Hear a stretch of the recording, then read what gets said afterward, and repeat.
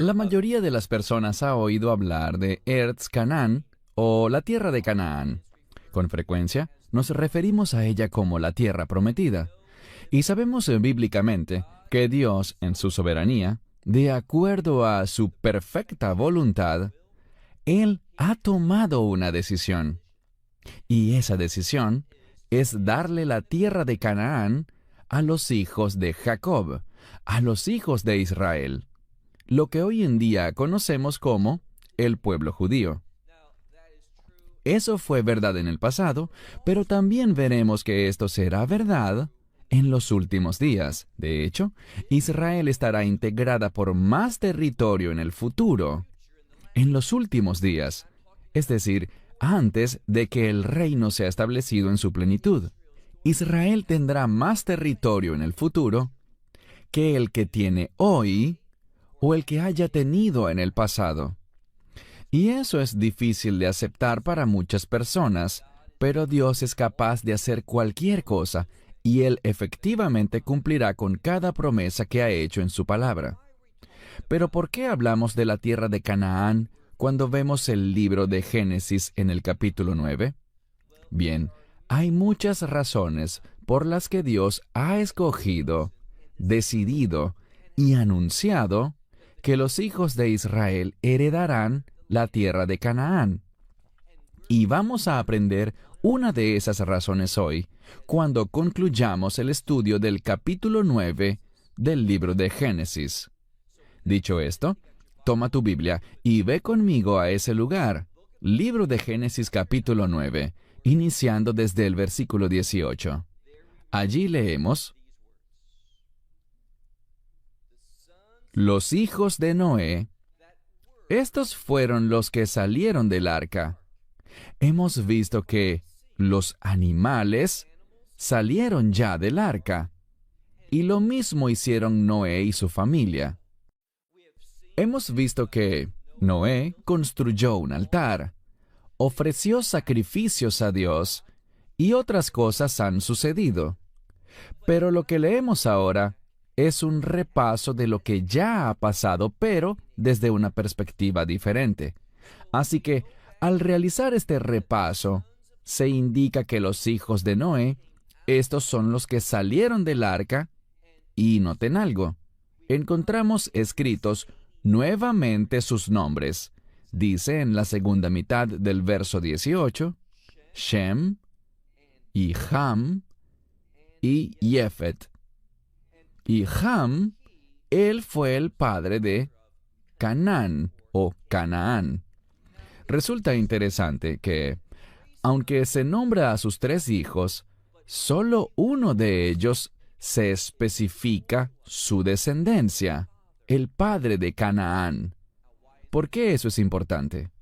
Bien, podemos entender, basado en lo que leeremos en el siguiente capítulo, que los otros dos hermanos también tuvieron hijos, pero se enfatiza aquí a un hijo en particular, a Ham o Cam, de una forma especial, indicando que él es el padre de Canaán. ¿Por qué? Bien, Canaán tendrá gran importancia. Noten qué más se indica en esta sección. Pasemos al verso 19. Estos tres hijos de Noé, estos son los hijos, y dice que de ellos, podríamos decir, se dispersó o salió toda la tierra. ¿Y qué intenta comunicarnos esta frase? Que a partir de Noé y sus hijos, el mundo entero fue poblado. Este verso nos está indicando que todos somos descendientes de Noé y que todos procedemos de uno de sus tres hijos. Cada uno de estos tres hijos es el patriarca, por así decirlo, de toda raza o grupo étnico.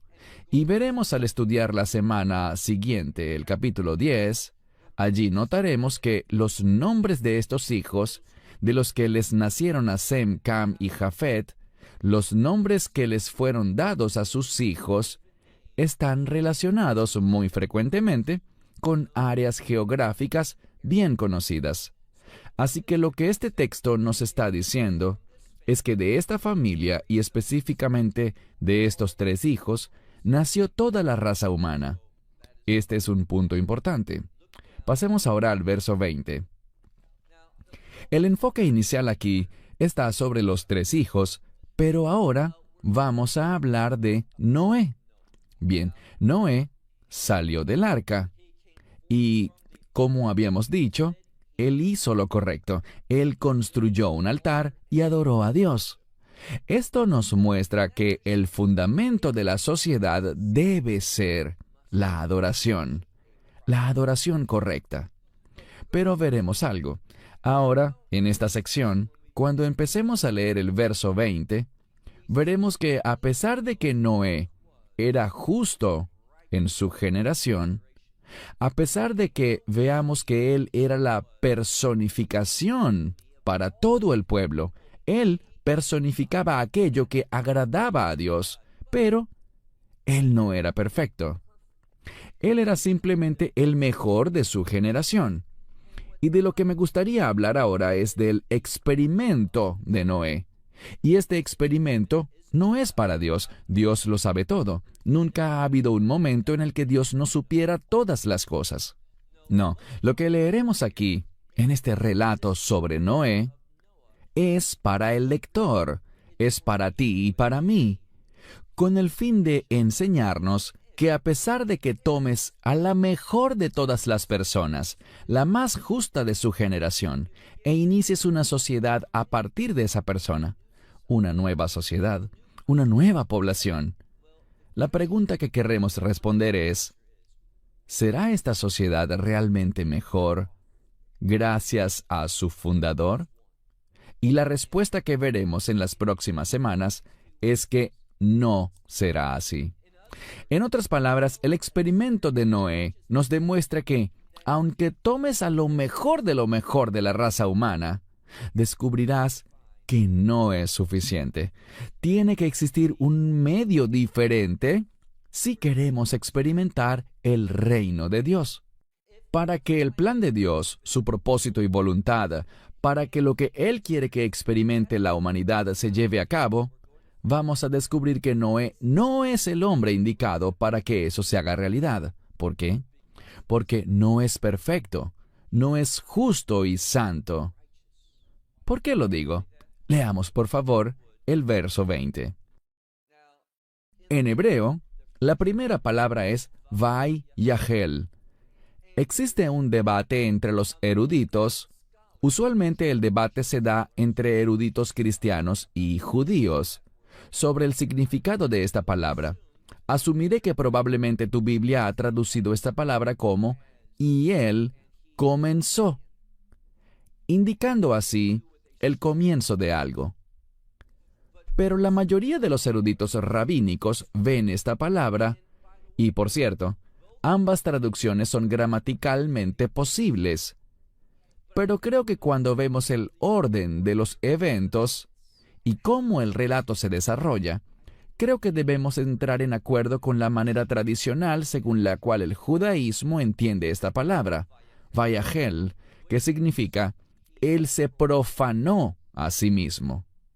No es que él empezó a hacer algo, aunque en efecto empezó a hacer algo, pero la implicación de esta palabra es que aquello que inició lo condujo hacia algo profano, hacia algo que no era agradable ante Dios.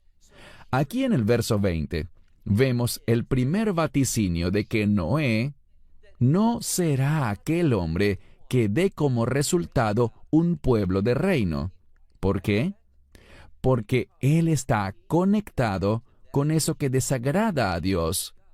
La palabra aquí es, en muchos otros lugares, la que genera el sustantivo Hiyul, que significa sacrilegio, profanación. Algo que es desagradable o que no es compatible con el carácter de Dios, y es lo que vemos aquí. Notaremos que Noé actuó de una manera que fue desagradable y no hacía parte del carácter del reino. ¿Qué fue lo que hizo? Leamos de nuevo. Y Noé se profanó a sí mismo. ¿Quién era este hombre? Dice, Ish ha-Adamá, un hombre del polvo o de la tierra. Esto es importante. Esta frase nos ayuda a comprender lo que Dios quiere que entendamos sobre este pasaje, la manera correcta de interpretarlo. Verán, Noé, como todo ser humano, provino de la tierra. Lo estudiamos en el capítulo 2 de Génesis. Y por lo tanto, ya que está hecho de polvo, tiene una conexión con el polvo. Y lo que encontramos es que la tierra necesita redención. Por lo tanto, lo que la Escritura nos empieza a revelar es la necesidad de que la tierra sea redimida. Y como nosotros somos parte de la tierra, provenimos del polvo, también necesitamos redención. ¿Por qué? Debido a nuestra naturaleza humana, una naturaleza manchada por el pecado, por ese pecado en el jardín del Edén. Seguimos. Y Noé, este hombre hecho de polvo, se profanó a sí mismo. ¿Y qué hizo? Plantó un viñedo. Un viñedo no es un elemento que represente una fuente de nutrición. Quiero decir, si necesitas cultivar un terreno, tu prioridad no debería ser un viñedo. Las uvas son buenas, pueden ser nutritivas, pero él no quería uvas. Lo que veremos es que él plantó esto con otra intención. Vemos un énfasis en que Noé no plantó solamente unos pocos árboles de uva. La Escritura subraya que fue todo un viñedo, y lo que aprendemos de esta palabra viñedo, keren en hebreo, es que si solo plantas unas pocas viñas, no tienes un viñedo. Es cuando plantas muchísimas viñas que se considera un viñedo. Entonces, ¿qué descubrimos? Que Noé quería un montón de uvas. ¿Y con qué razón? No era para comerlas. Si seguimos leyendo, vemos la respuesta en el verso 21. Él no se comió las uvas, sino que dice, y bebió del vino. Lo que Noé quería era vino. Y esto está enfatizado porque después de construir el altar, fue una de las primeras cosas que hizo. Ahora, debemos comer para seguir viviendo, pero lo que él hizo fue enfatizar la bebida y beber vino. ¿Por qué hizo esto? Bien, si sigues leyendo, todas estas cosas se inician con una conjunción. Y uno de los significados de esto es que todo se interrelaciona. ¿Cómo se profanó él? Se profanó al plantar una viña. ¿Quiero decir que plantar una viña hace profana a una persona? No. Pero cuando bebes el vino, ¿quiero decir que beber vino hace profana a una persona? No. Pero cuando te emborrachas, bien, eso puede tener un efecto muy adverso espiritualmente. Puede conducirte a hacer algo que en estado de sobriedad no harías. Y por esto dice, mira la Escritura, y él se emborrachó. Y la misma conjunción, él hizo algo, él se descubrió. Y este descubrirse implica descubrirse a sí mismo, su desnudez. Esta palabra está indicándonos que él estaba exponiendo su cuerpo, su desnudez, y lo hizo en medio de su tienda. Él lo hizo en privado, pero aquí está la clave. Nunca estamos solos. ¿No es verdad? Hay un reino celestial. Hay ángeles ministradores y, por supuesto, Dios ve todas las cosas, y siempre debemos ser gente pudorosa. En nuestra sociedad, esto seguro suena como algo muy extraño. Pero cuando vemos aquí lo que el capítulo 9 busca revelarnos, el énfasis está en la importancia del pudor. Incluso cuando estás solo, cuando crees que ningún ser humano te mira. Pero con frecuencia, no sabemos quién nos está viendo. Así que, leamos de nuevo el verso 21.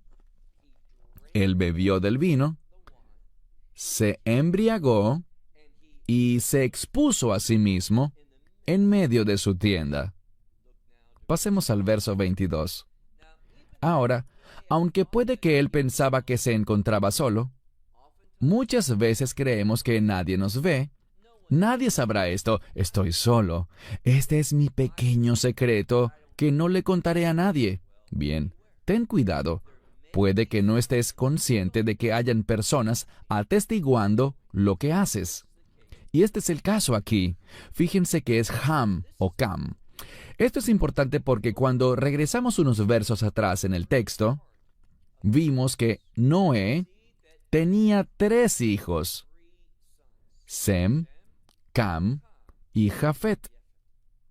Pero el hijo que se destaca es Ham o Cam. ¿Y por qué se destaca en el texto? Porque él es el padre de Canaán. Y veremos que esto en efecto se vincula con el pueblo de Canaán y la tierra de Canaán, esa misma área que juega un rol tan importante en los planes y propósitos de Dios. Leemos en el verso 22 que Cam vio a su padre. Lo que dice, debo leerlo de nuevo. Y Ham, el padre de Canaán, vio la desnudez de su padre. Bien, resulta de suprema importancia que notemos que una y otra vez, cuando Ham se menciona como el padre de Canaán. Eso es importante, porque en esta sección, cuando en minutos hablemos sobre Sem y cuando hablemos también sobre Jafet, veremos que en el capítulo 9 no se dice nada sobre ellos como padres de nadie. Así que el hecho de que ellos no sean llamados los padres de alguien enfatiza esto aún más. Pero atención, Dios no estará complacido con los cananitas, y Él no se complace con ellos por muchas razones. Estamos tratando solo una de ellas en este momento. Y aquí viene una verdad importante. Esto debería hacer que cada padre y cada individuo se humille, porque la forma como yo me comporte impactará a otros. Por ejemplo, hablemos de un padre que comete un crimen y por este motivo va a la cárcel. Bien, sus hijos son inocentes, pero les pregunto, ¿sufrirán ellos por esto? Sí lo harán, porque ese hombre no podrá estar con ellos para ser su padre. Muchas veces debemos aprender un principio. No significa que a Dios le agrade esto, pero este es el mundo en el que vivimos. El principio es que mi pecado impactará potencialmente a todos a mi alrededor y ciertamente impactará a mis hijos para mal. Pero si actúo en justicia, obedeciendo a Dios, si le sirvo a Él, el impacto será positivo. Cada cosa que hagamos tendrá un impacto positivo o negativo sobre aquellos a nuestro alrededor y en especial sobre la siguiente generación. Dios siempre enfatiza la siguiente generación. Así que, este es el principio. Tu pecado, padre, tu pecado, madre, afectará a tus hijos adversamente. Existe otro aspecto muy importante que debemos aprender sobre el pecado. Hay mucha tela que cortar hoy en día sobre cierto pecado que algunos no quieren llamarlo pecado. Y con frecuencia, el debate es si la persona nació de esa manera, porque si nació de esa manera, realmente no debería ser responsable o culpable. Y si Dios lo hizo de ese modo. Por lo tanto, como decida vivir su vida estará bien. Esa es una gran mentira. Esta es la enseñanza. La aprendimos anteriormente en Génesis y la vemos aquí de nuevo. El pecado se transmite genéticamente. La razón por la que soy pecador es que mi padre fue pecador. Y la razón por la que él fue pecador es por causa de mi abuelo, y él por mi bisabuelo, y así sigue escalando de generación en generación hasta llegar a Noé. Y desde Noé hasta Adán. Allí es donde se inicia la cadena de pecados, donde ese problema genético del pecado empezó a pasar de generación en generación. Todo pecado puede ser vinculado a nuestra genética. Pero hay una verdad bíblica muy importante. El hecho de que yo haya recibido de mi padre, quien recibió de mi abuelo y así sucesivamente, cierta tendencia pecaminosa, de ningún modo eso elimina mi responsabilidad. Y debido a que he recibido cierta tendencia pecaminosa en mi vida, yo puedo decir, yo nací de ese modo, fui concebido con este ADN por el cual soy como soy. No, ese es el efecto del pecado. Y aunque el pecado pasa de una generación a la siguiente, de ninguna manera esa tendencia pecaminosa tiene que ser aprobada por la sociedad o excusada por la sociedad. No es así. Dios es perfecto y Él exige perfección. Y aquellos que entren en una relación de nuevo pacto con su Hijo unigénito, el Mesías, tenemos una esperanza segura de transformación para perfección, en última instancia, cuando recibamos ese nuevo cuerpo. Y ahora mismo, por el Espíritu Santo, podemos desarrollar y madurar y avanzar hacia esa meta, acercarnos más y más a la perfección. De eso es de lo que se trata esta nueva vida. Pero volviendo al texto, fíjense bien. Dice, Ham, el padre de Canaán. Él vio la desnudez de su padre. Y bien, esa palabra desnudez, no hay nada de malo en la palabra como tal, sino que por la manera como el término es usado a lo largo de la Escritura, bien sea en hebreo o en su contraparte en griego, con frecuencia desnudez se relaciona con vergüenza. Así que aquí, cuando dice que Ham, el padre de Canaán, vio la desnudez de su padre, él vio su vergüenza. ¿Qué nos busca comunicar la Escritura? Busca vincular el pecado y la vergüenza en un solo concepto. No queremos experimentar la vergüenza. No queremos ser personas avergonzadas. Queremos ser personas gloriosas, y la única manera de lograrlo es por medio del plan de Dios de redención, por medio del cual Dios nos da la victoria sobre el pecado. Y esa victoria solo viene por una fuente, por aquel que conquistó el pecado cuando se levantó de entre los muertos, el Mesías Yeshua. De nuevo, verso 22. Y Ham, el padre de Canaán, vio la desnudez de su padre. Y noten algo, la siguiente letra es una Vav, y es una conjunción. ¿Por qué esto es importante? Porque esa letra une la frase anterior, él vio la desnudez de su padre. ¿Qué deberías hacer? Guarda silencio. No hables de cosas vergonzosas. Ahora, en ocasiones somos llamados a confrontar a las personas.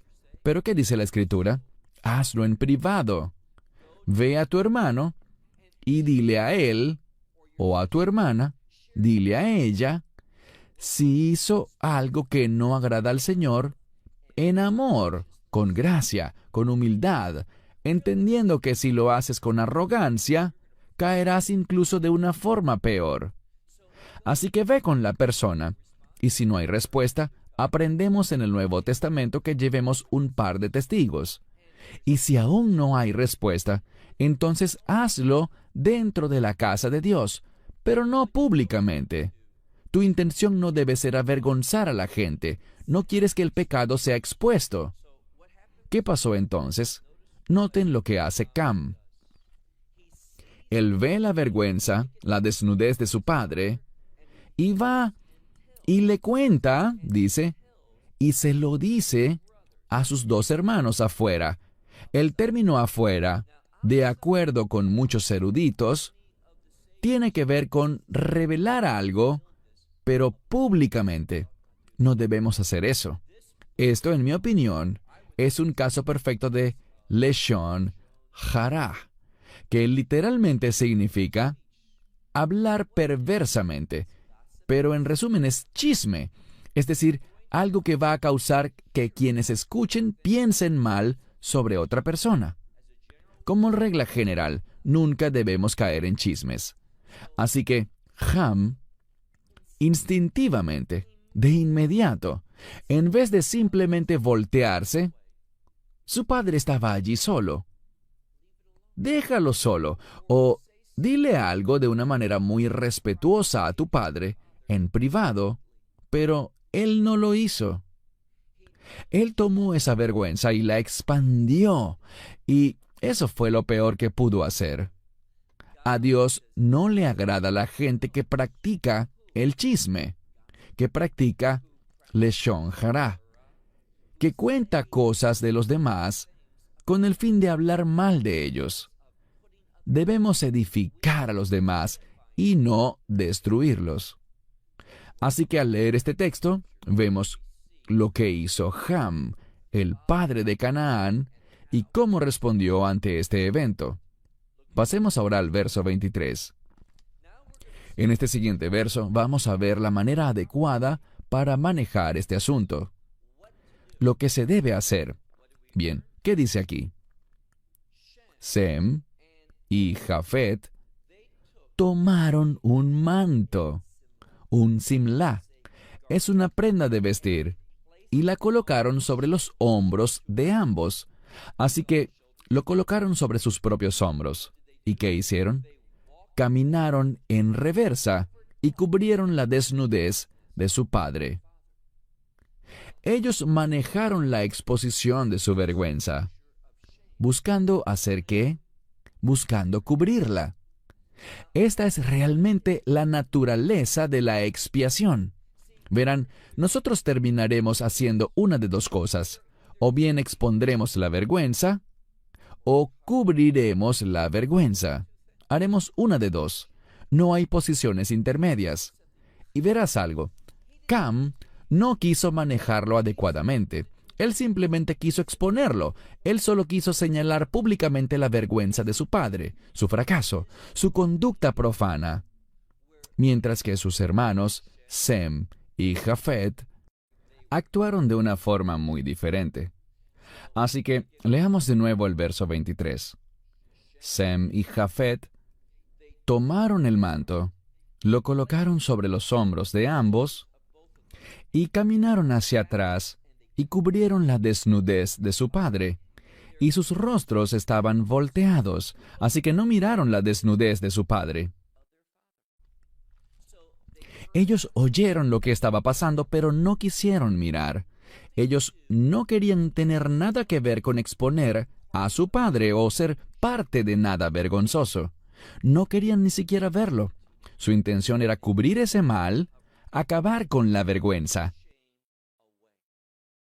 Esa es una manera piadosa de actuar. Y lo que la Escritura nos deja ver es que Cam no tenía esa intención en lo absoluto. Él no participó ni hizo nada para solucionarlo. Se limitó nada más a exponer la vergüenza en vez de cubrirla. Bien, pasemos al verso 24. ¿Y Noé? Él, y la palabra aquí es vayiketz. Ketz significa fin. Así que él llegó al fin de su vino, es decir, que volvió a estar sobrio. Y se enteró de lo que había hecho con él, ¿quién? Beno ha-Catán, su hijo menor. Aprenderemos algo aquí. Una y otra vez, cuando escuchamos sobre los 3 hijos de Noé, regresa si puedes al verso 18, el primer verso que leímos de este capítulo para la lección de hoy. Leemos allí. Y estos eran los hijos de Noé, que salieron del arca: Shem, Ham y Jafet. Ahora, Cam no era el hijo menor, es el hijo del medio. Así que cuando dice aquí, regresemos ahora al final del verso 24, donde dice, y él, es decir, Noé, supo lo que había sido hecho con él por parte de su hijo menor. Allí no está hablando sobre menor como el más joven o el de menos edad. No habla tampoco de menor en cuanto a tamaño físico. Aquí menor es sinónimo de insignificante. Verán, este es un principio. Cuando pensamos que nos estamos haciendo grandes, al pisotear a otros, al exponer su maldad, sus fallas, sus pecados y sus actividades vergonzosas, cuando exponemos eso pensando que nos hará lucir más grandes, ¿saben lo que realmente hacemos? Nos estamos derribando a nosotros mismos. Por esto es que la Escritura se refiere a Cam, el segundo de 3 hermanos, como el menor, el más insignificante. Mira ahora el verso 25. Noé hablando, dice, «Maldito sea Canaán». ¡Qué interesante! Él no dijo, «Maldito sea Ham, el padre de Canaán». Dice aquí, «Maldito sea Canaán». Ahora, esto debería capturar nuestra atención. Lo que intenta decirnos es lo siguiente. Y entiendo que el mundo, en su perspectiva mundana, no quiere oír cosas como esta.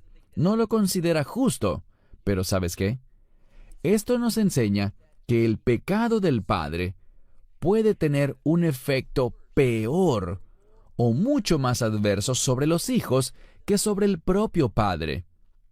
Esta tendencia de querer avergonzar a otros, esta tendencia de buscar exponer las fallas, las debilidades, el pecado y la vergüenza de otros, será un gran problema para Canaán. Y por esta razón, esta conducta generará que él reciba no las bendiciones de Dios, sino un reglamento, una maldición. ¿Y cuál es esa maldición? Noten que dice que, siervo de siervos, él será para sus hermanos. Así que a pesar de que él es el segundo hijo, él servirá a ambos de sus hermanos. ¿Qué nos dice esto? El término para siervo puede también ser comprendido, ese sustantivo, abdut, como esclavo. Es un sinónimo de estar en esclavitud. Este tipo de conductas nos conducen a la esclavitud. ¿A qué lugar? A un lugar donde no somos útiles para Dios. Y cuando no somos útiles para Dios, cuando no somos buenos mayordomos de lo que tenemos, eso que tenemos también nos será quitado. Veamos nuevamente el texto. Noé dice, «Maldito sea Canaán. Siervo de siervos él será para sus hermanos». Y lo que descubrimos cuando leemos el libro de Éxodo, por ejemplo, es que Canaán, a pesar de tener un gran potencial, el pueblo de Canaán no será un pueblo capaz de sacar provecho a su potencial. Y vemos más adelante que Dios tomará esa tierra y se la entregará ¿a quién? A los descendientes de Shem o Sem.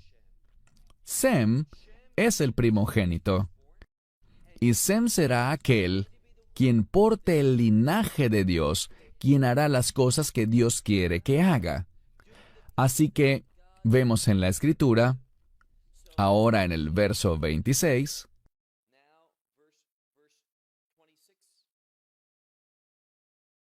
y él dijo, «Bendito es el Señor.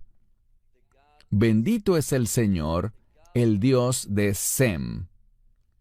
Sem está siendo elevado aquí. ¿Por qué? Bien, si regresas al verso 23, dice, «Vayika Shem veiyafet». ¿Por qué se menciona primero a Sem? Bien, una explicación es por ser el hijo mayor, pero otra es que él se menciona primero porque él tomó la iniciativa. Él lo llevó a cabo. Jafet tuvo la actitud correcta al seguirlo, pero Cam no actuó así. Así que leemos en este pasaje que dice, bendito es el Señor Dios de Sem, y que sea Canaán su siervo.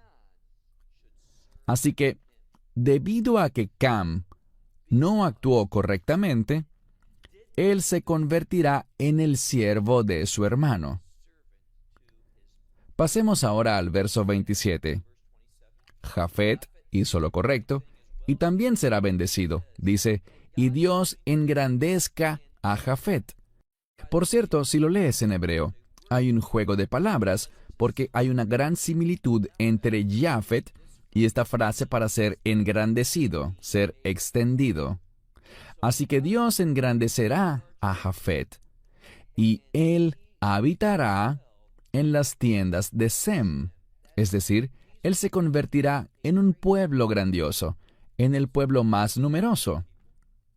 Y él habitará en las tiendas ¿de quién? De Sem. Así que Sem tendrá una posición de liderazgo, y Sem, por cierto, es de quien obtenemos el término semita. Es la misma raíz hebrea. Por esto, una persona que es antisemita está en contra de los propósitos, los planes y el orden de Dios. Y todo esto se refleja justo aquí, en este pasaje de la Escritura que estamos estudiando. Leamos ahora el verso 28. Y Noé vivió después del diluvio 350 años. Y todos los días de Noé fueron 950 años, y murió. Así que tenemos el hecho de que Noé había vivido 500 años cuando recibió el llamado para construir el arca. Él construyó el arca, lo cual demoró unos 100 años, mientras él predicaba sobre la justicia y convocaba al pueblo al arrepentimiento. Al pasar los 600 años, él terminó el arca. Llegó el diluvio, y luego vivió 350 años más. Ahora, ¿qué son 300? Se inicia con el número 3, que significa revelar algo. Esto nos muestra lo que Dios quiere hacer. Él quiere revelar algo. Y el número 50 significa jubileo, significa libertad, restauración. Dios quiere revelar que Él es un Dios de restauración. Y cuando se nos informa que Noé vivió 950 años, el 9, 90, 900 o 9000, cualquiera de ellos, el 9 tiene que ver con un resultado, un producto, una consecuencia. Y el 50, una vez más, es jubileo, que Dios no solo quiere revelar esto, sino que Él está dispuesto a realizar la obra que produzca un resultado para que podamos tener una experiencia de jubileo. Así que todo esto es lo que Dios quiere hacer. Pero cuando leemos este relato, todo se relaciona con Noé. Y lo que empezamos a ver es que Dios tiene un gran plan, pero la pregunta es, ¿será Noé la persona que lo lleve a cabo? ¿Será él quien producirá un pueblo de reino? ¿Será Noé el padre de aquellos que buscarán exaltar a Dios, servirle, adorarle? ¿O serán los descendientes de Noé, después de varias generaciones, serán tan malos como esa perversa generación de la cual leímos en Génesis capítulo 6? Eso lo descubriremos en las próximas semanas. Hasta entonces, gracias por acompañarnos. Que Dios les bendiga ricamente y espero la próxima semana para que estudiemos Génesis capítulo 10.